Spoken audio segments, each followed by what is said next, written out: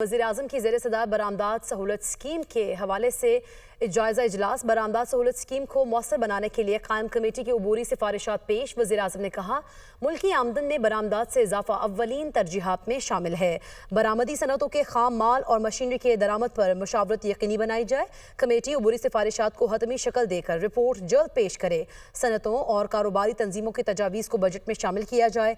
मकामी सनत को level playing field की फराहमी यकीनी बनाई जाए। इजलास में वफाकी वज़रा एहसन इकबाल, आहत खान चीमा, मोहम्मद औरंगजेब, अली परवेज मलिक, सरदार अवैस खान लगारी, मुशीर वज़ीर-ए-आज़म सैयद तौकीर शाह, वज़ीर-ए-आज़म के कोऑर्डिनेटर राना एहसान अफजल, चेयरमैन FBR राशिद महमूद लंगड़ियाल और बरामदी सनत से ताल्लुक़ रखने वाली मारूफ शख्सियात ने शिरकत की।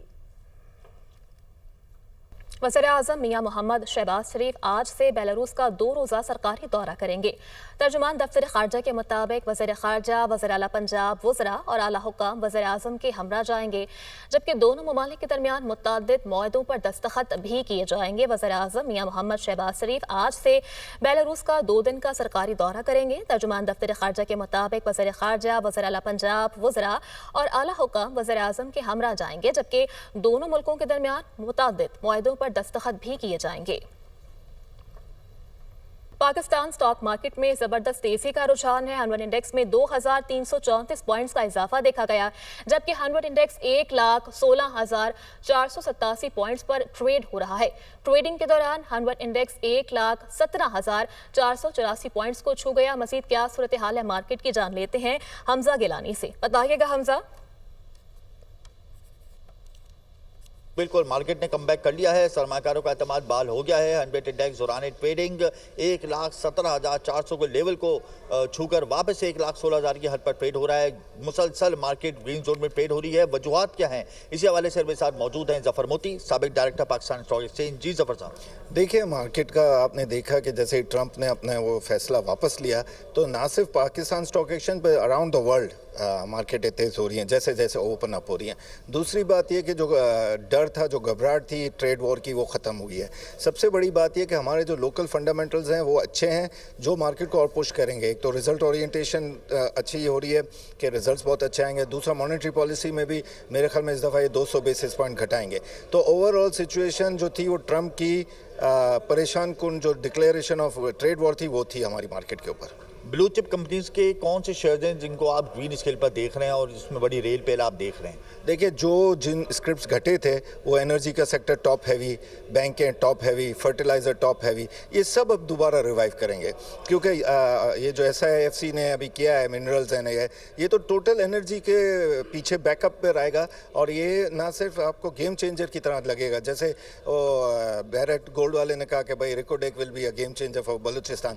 ऐसे आपको कई नए चीज़ें नज़र आएंगी जो गेम चेंजर पाकिस्तान के लिए होंगी। मार्केट ने कमबैक कर लिया है, हमारे इकोनॉमिक इंडिकेटर्स भी अच्छे हैं, तो आप समझते हैं कि आने वाले दिनों में एक्टिव क्लाइंटेल का रेशो इंक्रीज होगा?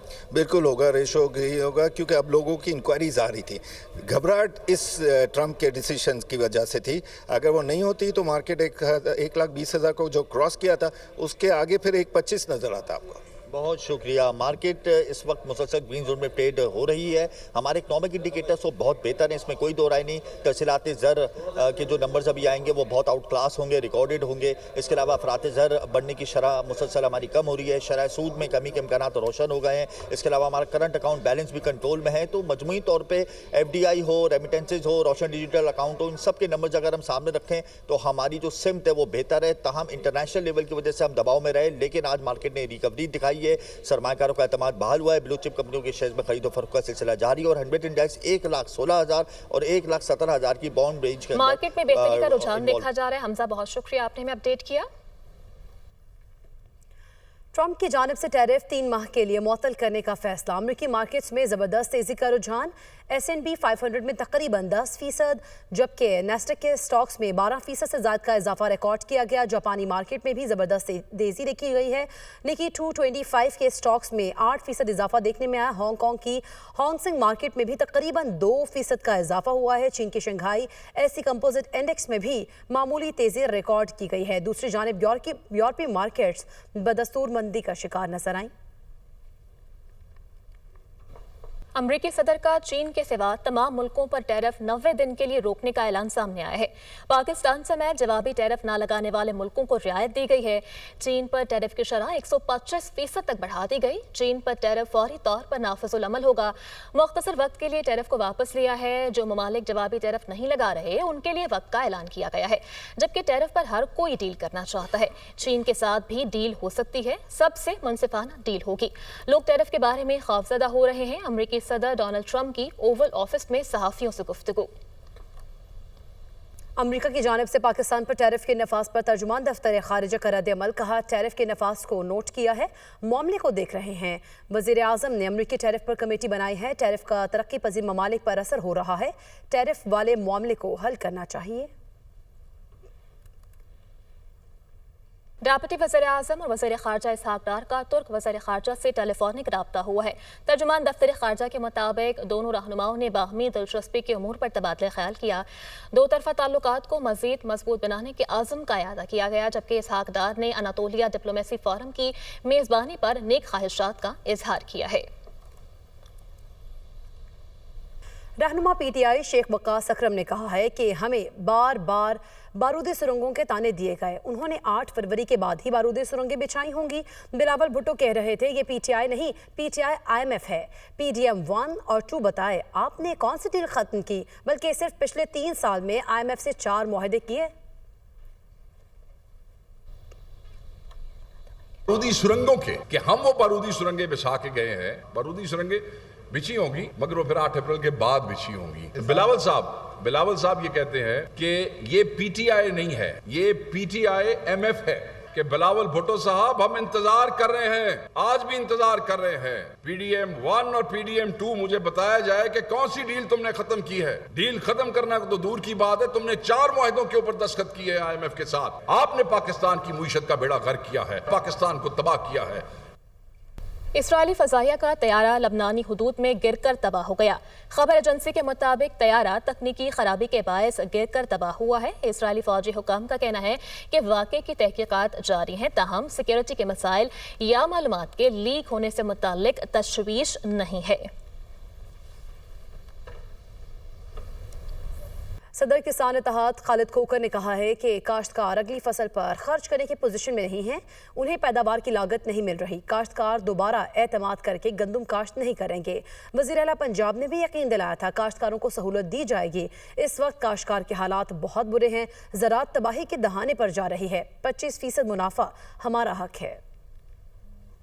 कहर किस पे नाज़िल हो रहा है? सिर्फ काश्तकार के ऊपर। ना ही वो इस पोजीशन में है कि अगली फसलों पे खर्च कर सके, उसे उसकी पैदावारी लागत नहीं मिल रही। हम दोबारा आप पे एतमाद करके गंदम काश्त नहीं करेंगे। हमसे गंदम किसने काश्त करवाई? मोहतरमा मरियम नवाज साहिबा ने, जिसने यकीन दिलवाया कि मैं काश्तकार भाइयों तुम्हारे साथ खड़ी हूं, तुम्हारा नुकसान नहीं होने देंगे। मैं आज मरियम नवाज को बताना चाहता हूं, मरियम नवाज तुम्हारा भाई लुट गया। मैं आपको बताता चलूं, हुकूमत को एक चीज का इस वक्त ख्याल नहीं है। 2 साल पहले क्या हुआ था कि हमने 24 खवातीन को आटे की लाइनों में शहीद करवाया, 3-3 किलोमीटर लाइनें लगी। हम बदगुमान हो रहे हैं अब कि हमारे काश्तकार के इस वक्त बहुत बुरे हालात हो चुके हैं और ज़राअत तबाह बर्बादी के दहाने पे चली जा रही है। अब आप देखें, पिछले साल में यूरिया मिल नहीं रही थी, आज खरीदने वाला कोई नहीं है। 10 लाख टन पड़ी है। देखो जी, हमारी डिमांड है 4000 रुपए की। पहली चीज़ तो ये है जी, हमारी कॉस्ट ऑफ प्रोडक्शन जो हुकूमत ने पिछले साल खुद निकाली थी, इस दफ़ा तो निकाल के अनाउंस ही नहीं की, वो 3410 रुपये थी। 25% प्रॉफिट हमारा हक है। वज़ीर आला सिंध सैयद मुराद अली शाह की ज़ेर सदारत एपिक्स कमेटी का 32वां इजलास हुआ। सिंध हुकूमत की मौसर पॉलिसी के बायस दहशतगर्दी को कंट्रोल किया गया है। वज़ीर आला मुराद अली शाह की जानिब से यह कहा गया कि नेशनल एक्शन प्लान की रोशनी में दहशतगर्दी और दीगर संगीन जराइम के खिलाफ ऑपरेशन जारी है। इंटेलिजेंस बेस्ड ऑपरेशन की वजह से किसी शहरी को कोई परेशानी नहीं है। जबकि उनकी जानिब से यह भी कहा गया कि सूबे को दहशतगर्दी, मनशियात और दीगर जराइम से पाक करने के लिए इक़दामात को मज़ीद बेहतर किया जाएगा। इजलास में यह अज़्म किया गया है है कि गुज़श्ता एपिक्स कमेटी इजलास की रोशनी में मनशियात के आदी अफराद की बहाली के लिए मज़ीद सेंटर्स कायम कर रहे हैं। मनशियात के आदी अफराद की बहाली के लिए कराची में 2 सेंटर्स काम कर रहे हैं, जबकि सूबे भर में 31 फ्रेंडली पुलिस स्टेशन कायम किए जा रहे हैं। 10 पुलिस थानों को अपग्रेड किया गया है और बाकी पर काम जारी है। इजलास को आगाही दी गई है कि असलहे की नुमाइश पर सेक्शन 144 लगाया गया है। एपिक्स कमेटी इजलास में आगाही वज़ीर आला सिंध की निजी गाड़ियों पर सिविल ड्रेस में गार्ड्स के खिलाफ कार्रवाई तेज करने की हिदायत भी इस इजलास में सामने आई है, जबकि गाड़ियों पर पुलिस लाइट्स, रंगीन शीशे, फैंसी नंबर प्लेट्स और असलहे की नुमाइश के खिलाफ सूबे भर में 1474 FIRs दर्ज की गई हैं। 1474 FIRs पर 34.6 मिलियन रुपए जुर्माना भी वसूल किया गया है। इजलास में ये आगाही दी गई है।